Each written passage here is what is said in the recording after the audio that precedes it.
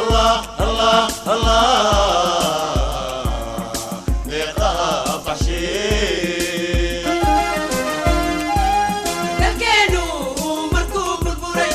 انتوريو اسمه قرحلي محل دولة ما يكتبي محل دولة ما يكتبي محل دولة ما يكتبي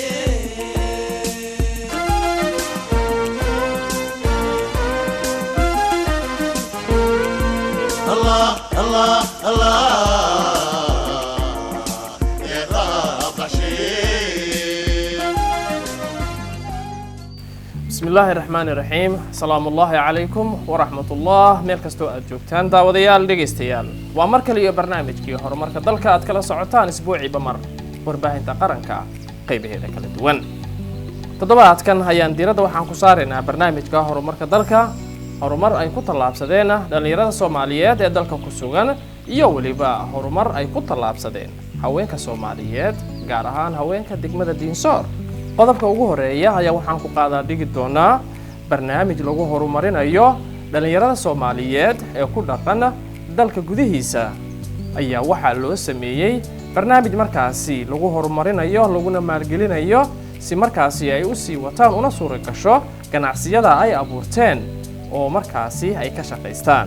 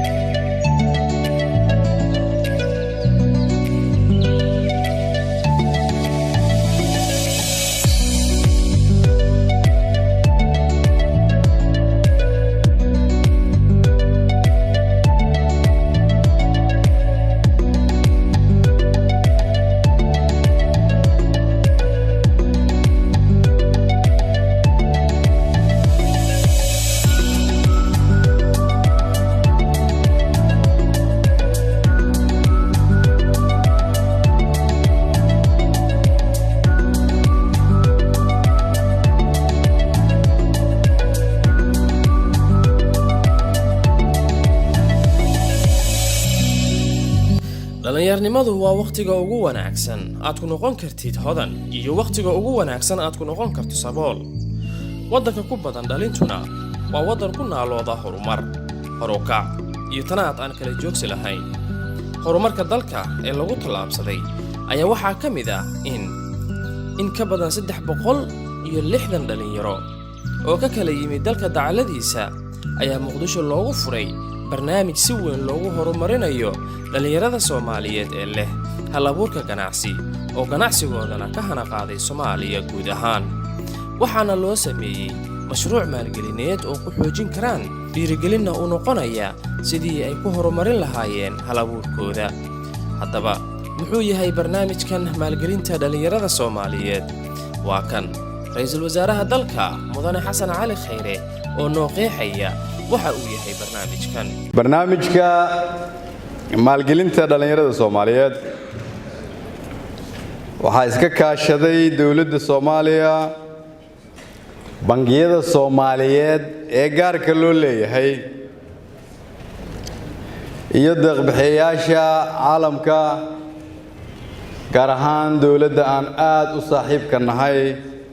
ee dawladda Mareykanka waxaan si gaar ah ugu mahad celinayaa safiirka ambassador Yamamoto iyo madaxa USAID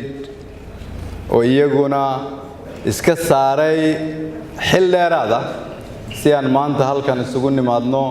wayna ku mahadsan yihiin garab istaaga ay garab istaagan yihiin mar walba dadka Soomaaliyeed waxaan idin leenahay waa mahadsantihiin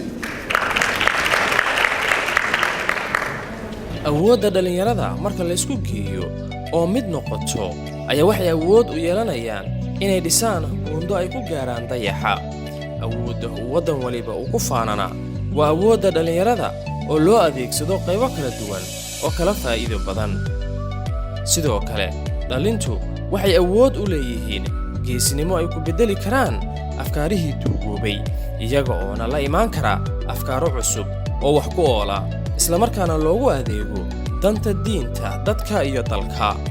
haddaba barnaamijkan maalgelineed ee lagu horumarinayo dhalinyarada Soomaaliyeed waa ayo cidda ka faa'iideysanaysa. barnaamijkan waxaa ka faa'iideysan doona dhalinyaro Soomaaliyeed oo qaarkood maanta halkan fadhiyaan oo dalka oo dhan ka kala yimid. waxaa la ii sheegay in kooxda ugu horeysa ee barnaamijkan ka faa'iideysan doonta ay yihiin dad Soomaaliyeed oo matala dhammaan Soomaaliya oo dhan kana kala yimid gobollada Soomaaliyeed oo dhan. waxaa maanta barnaamijka lagu bilaabi doonaa wejigiisa koowaad 346 dhalinyaro ah oo ka kala yimid gobollo iyo degmooyin ay ka mid yihiin Afgooye, Baydhabo, Baraawe, Cadale, Beledweyne iyo Buurane, Jowhar iyo Warsheekh,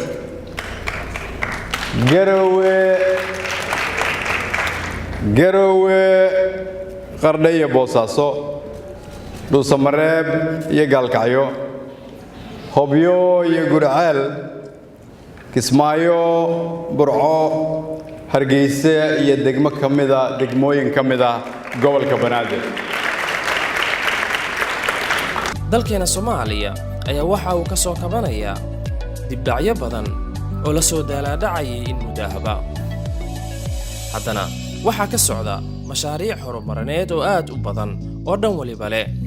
qaarkood hore ayaa loo soo gabagabeeyey oo loogu soo guulaystay, qaarna hadda ayay socdaan, halka kuwa kale oo ka badanna uu ku jiro qorshaha horumarinta qaranka si markaasi loo fuliyo. haddaba mashruucan haatan hawshiisa bilaabatay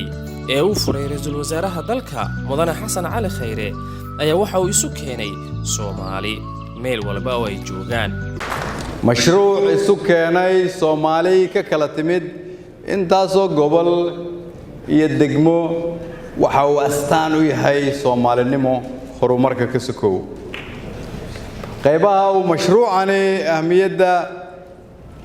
maalgelineed ee gaarka ah siinayana waxyaabaha ka midka ah waxay isugu jiraan beeraha, kalluumaysiga, tamarta iyo tiknoolajiyadda. faa'iidooyinka gaarka ah ee mashruucani dalka iyo dhalinyarada u leeyahay waxaan isleeyahay waxaa ka mid ah kobcinta dhaqaalaha dalka, kobcinta dhaqaalaha qoyska, barashada xirfado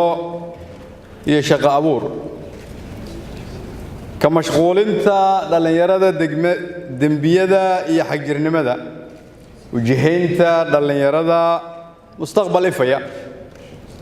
madax bannaani iyo isku filnaansho nololeed, iyo abuurid ururo ganacsi iyo iskaashatooyin. dalka Soomaaliya ayaa waxa uu ku tallaabsanayaa horumar dhan walba leh, iyada oo dalkeena uu soo maray maalmo aad u adkaa, turunturooyin hor istaagay hanaqaadka dalka iyo dadka,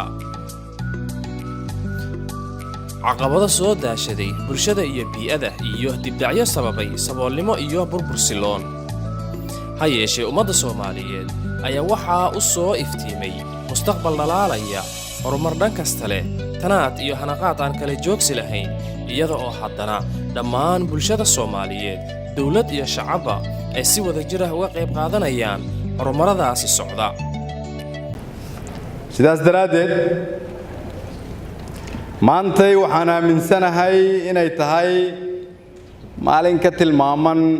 maalmihii aan soo marnay, waayo waxaa joogta ganacsato Soomaaliyeed oo isu soo xilqaamay inay rajo geliyaan dhalinyaradooda, maal geliyaan dhalinyaradaas.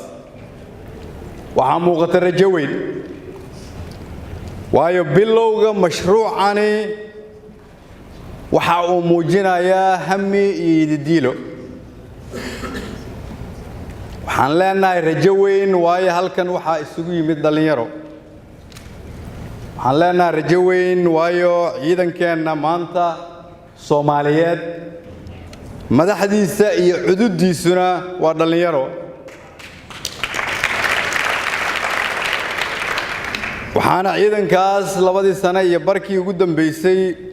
annagoo la kaashanayna saaxiibadeena beesha caalamka oo ay dawladda Mareykanka ugu horeyso dib u habeyn casriyeysan sababtoo ah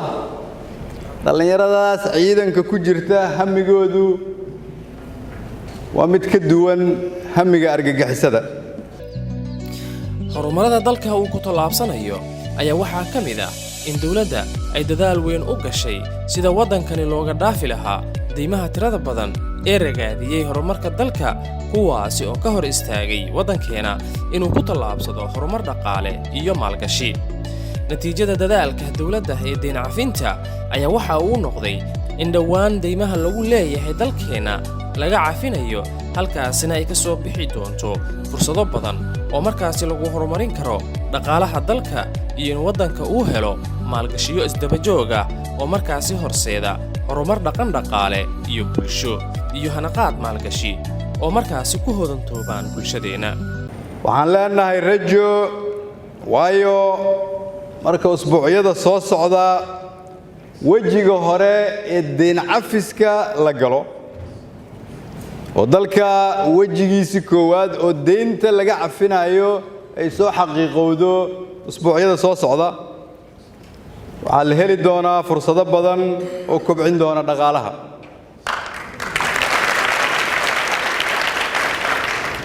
abuuri doona shaqooyin wax ka bedeli doona adeegyada waxbarashada iyo caafimaadka xoojin doona dawladnimada unki doona fursado ay dunidu dalkeena ku maalgashato ganacsataduna uga faa'iideystaan noo sahli doona dib u dhiska iyo midaynta dalkeena waxaan leenahay rajo waayo waxa wax iska bedeleen dhaqankii dawladnimo oo ugu yaraan aad og tihiin in qof waliba oo u shaqeeya dawladda uu helo mushaarkiisa laga soo bilaabo 1 Janaayo 2017 bil walba marka ay dhamaato 30keeda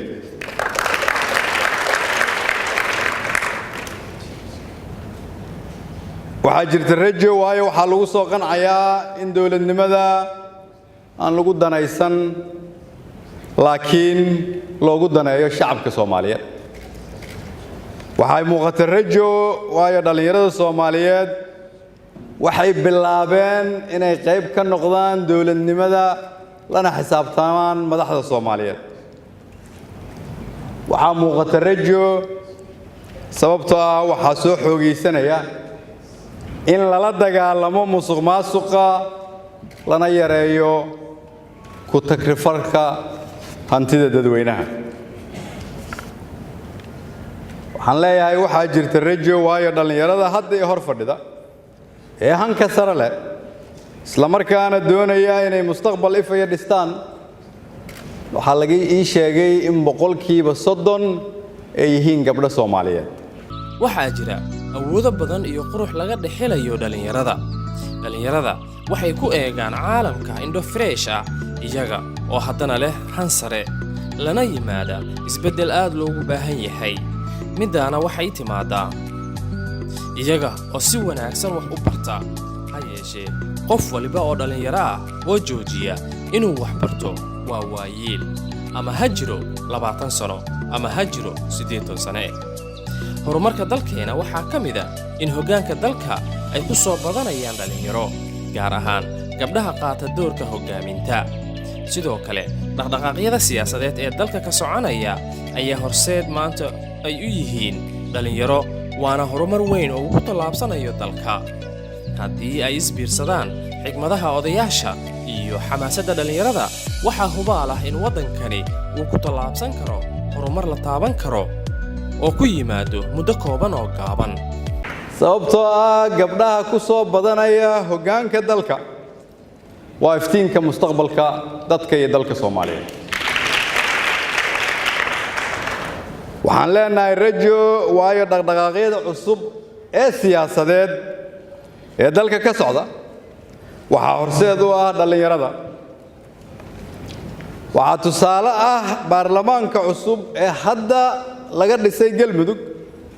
65% waa dhalinyaro waxaan aaminsanahay inuu yahay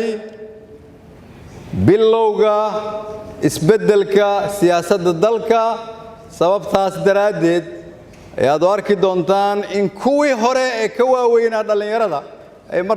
mar walba isku dayaan inay hor istaagaan isbeddelkaas idinkuna waxaad u taagantihiin inaad diiddaan waxaan leeyahay waxaa jirta rajo waayo tirada dhallinyarada waxbaratay ee dalkeenna hadda way ku 3 jibaarmaan kuwii sanadihii hore wax soo bartay waxaan leenahay rajo waayo dhallinyaradeennu waxaa furmay indhahooda haddana waxa ay fahmeen macnaha ay ku fadhido nabadda iyo dawladnimadu qodobka xiga ee barnaamijka horumarka dalka ayaan waxaan ku dul istaagi doonaa horumar la taaban karo ay gaareen haweenka Soomaaliyeed ee ku dhaqan degmada Dinsor golaha deegaanka ee degmada Dinsor oo ka kooban 22 xubnood ayaa waxaa ku soo baxay 10 haween ah taasi oo micnaheedu tahay inay ka qayb qaadan doonaan kaalin muuqatana ay ka qaadan doonaan hogaaminta iyo horumarinta degmada Dinsor taasi oo markaasi lagu tilmaamay inay tahay horumar la taaban karo ee dhanka hogaaminta haweenka ah ee laga gaaray dalka Soomaaliya qodobkaasi ayaa waxaa dul istaagi doonta Afraax Maxamed Cabdilkariim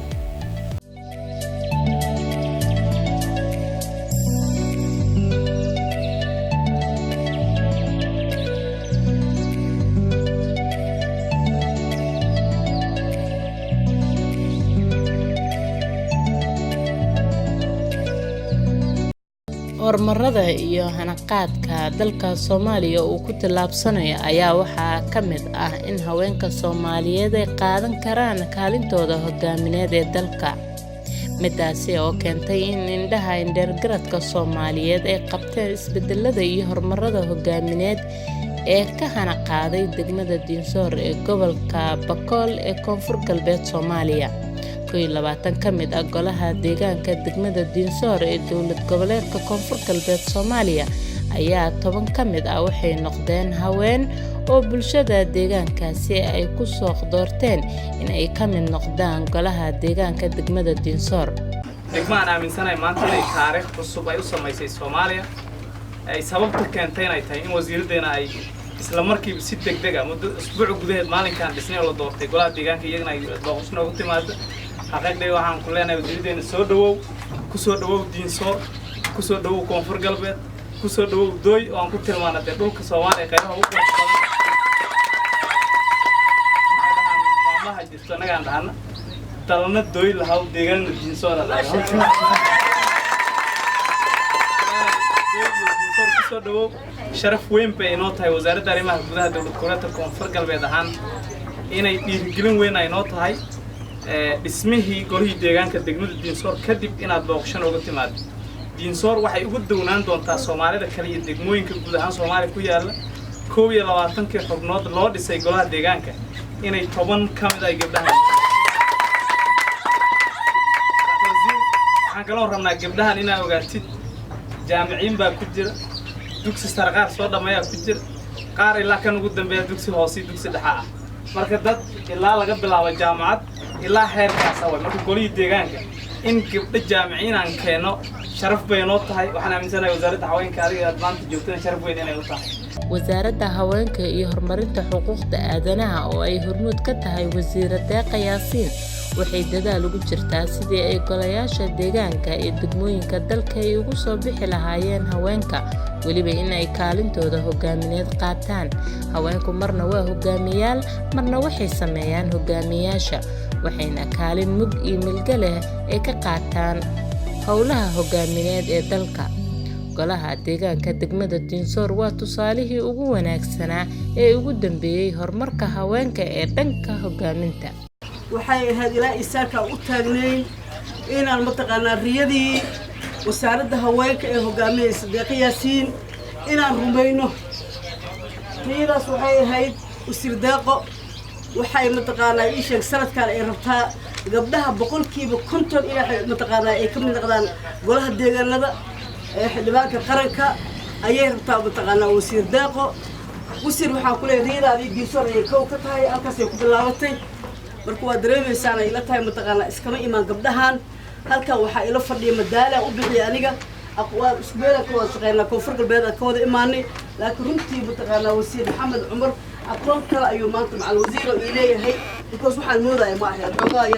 رجايا بتقالنا إيش يعني وحال إيش بتقالنا الحوجة قبلها وحين هي لواتي أفرس عميسكو قراء ولا قبلها وين حموضة إهلال وزير وكذا ما هتعلنا يا قفا قلنا بدنا بابل كي يدروجا إن حنون مدن بيرجلنا أنقرب استعجنا ونما هدعينه odayaasha dhaqanka iyo bulshada Soomaaliyeedna degmada Diisoor waxay u noqon doontaa tusaale in gabdho intaan la eegay goladayga ku soo diiraan ay xildhibaan noqdaan idinka la'aantiin ma dhici lahayn marka inaan idin mahad celino oo dhamaan taariikhda way isqoraysaa abaalkiina Ilaahay gudi kara ee guud ahaan koonfur galbeed marka la fiiriyo way ka bedelan tahay isteedada kale waxaana isleeyahay dad wax fahamsan marka gabdhaha wax loo dhiibo way ka amaano wanaagsan yihiin way ka wadanisan yihiin gabdhuhu waa dad aad u qiimo badan wadankan haddii la rabo horumar inuu gaaro waa in dumarka wax walba lagu amaaneeyo loona dhiibo talada maadaama maalin walbaba aan hayno marka wasiir waa kaaga mahad celinayaa fursad aad u qiimo badan weligeyna ma soo marin galab maanta tan aan joogo kale waayo weligay Diinsoorna ma arkin oo ma imaanin waa markii ugu horeysay ehelnahay haddana maanan imaanin intaanoo gabadh Soomaaliyeed oo maaragtay kaararka xiran oo xildhibaano ah weli ma arkin marka wasiir aad u mahadsan tahay 100% Soomaaliyeed aad ay u fahamsan yihiin gabdhaha iyo hooyada runka ay leedahay odayaasha dhaqankana waxaan rajaynayaa waxaan leenahay ku dayda oo ka barta odayaasha degmada Diisoor ee koonfur rajaynayaa in sidaan oo kale ee gobolka Banaadir iyo gobolada kale ay sidaan oo kale ay sameeyaan wanaagsan qof waliba waxa uu leeyahay waxa uu ku dadaalo qof walibana waxa uu helayaa miraha dadaalkiisa ee kaliya waxa la isku dhaafay sida loo kala dadaal badan yahay haweenka ku soo baxay golaha deegaanka degmada Diisoor waxay muujiyeen karti iyo dadaal dheeraad ah ilaa ay 50% heleen kamid noqoshada golaha deegaanka degmada Diisoor odayaasha dhaqanka degmada Diisoor ayaa kaalin weyn ku lahaa in 10 kamid ah golaha deegaanka degmada Diisoor haween noqdaan halka 12 ay rag yihiin xaqiiqdii waxaan aaminsanahay odayaashan halkan fadhi suldaanka hadda hadlay 5 kamid ah isaga soo qoray odayaashan hadkasto ay leeyihiin odayaashan iska leh حقيقة مادام الصومالي سياسة دمانتا وتقيبسي أضياشة يسوق قرآن وحن لنا أضياشة الصوماليات كلي هالشيء بنكرمنا إنه يكون ضيدان أضياشة Diisoor كلي واحد كلا مرة ولي واحد روا أضياشة نتيجة دو وزارة هواينك وزير دي بهالك نقرأ فدس إن قعان لقسي إن أضياشة كلا يهتا تبرس من عراء سوسيان لقاضة ملا وحلا لسه يا قرياشي برلمان كدولة قوليدة كيف فدرالك soo socda waxaan aaminsanahay waxay ka qaadan karaan qayb weyn oo ah inay ku dhiirigeliyaan odayaasha iyaga la mid ah oo qabaa'iladii horjoog u ah inay soo qoraan gabdhaha ay muhiim yihiin marka qayb weyn bay ka qaadan doonaan insha Allah goboleedka koonfur galbeed ee Soomaaliya ayaa waxa ka hana qaaday waayadan dambe hanaanka dimuqraadiyadda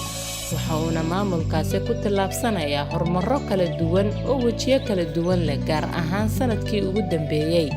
degmada Diisoor oo ka tirsan koonfur galbeed Soomaaliya ayaa waxa ay mudan tahay in ay tusaale wanaagsan u noqoto degmooyinka kale ee dalka ka jira waxaan rabaa inaan mataqaana caalamkii ummadaba u sheego in mataqaana koonfur galbeed kati koonfur galbeed waa tagtore waxaan rabaa in ay noqoto mataqaana degmada Diisoor ku dayasho مع الوزير متقانا قبلها ولا دورت وأركيسة مقالة متقانا إبدا وإسكنجرة لكن الحمد لله الشكر لله والوجه ده وياش اللي سووا بسيهين وحن قلت هذا مع الوزير متقانا ربنا أقوم بهاد عليه تجي كل يرد واتقانا أنا أقول برحمين أنا بلا ما يشجع يعني أنا بلا ما يشجع ما تلاقي كل يرد المتقانا طبعا قبل أو بس وشاجع إنه الربي إنه كوي تبغى كذا أيضا محاربة مع الوزير إلى في رجال أو يرتو وياش هالكان فدي مات waxaa kaloo sharaf weyn inoo ah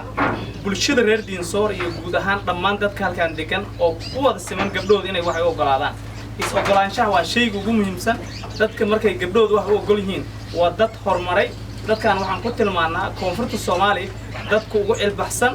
Diinsoor baa lahaa magaca waa meel diinta lagu soo diinta lagu sooraa waa halkii Soomaaliya diinta loo soo doonan jiray ay ka bilaabateen aaminsanahay inay mashaayikhda ugu waaweynaa Soomaaliya halkaan ay ka baxeen welina ay tii ay tahay marka taasaan leenahay aad baad ugu mahadsantihiin waxaan kaloo marna la iloowi karin xaqiiqdii dadka gacan ka geystay aad ay tir badan yihiin maama Aamina oo iyadana soo fadhin weysay fadhiga ka soo kacday halkaan timid say goobjoog ugu noqoto ugu mahadcelisay suurtagelisay maanta in wasiiradeena halkaan ay ku soo dhaweyso ay mataqaana maalmo nala joogto isbuuciyo xaqiiqdii iyadana mahad gaar bay leedahay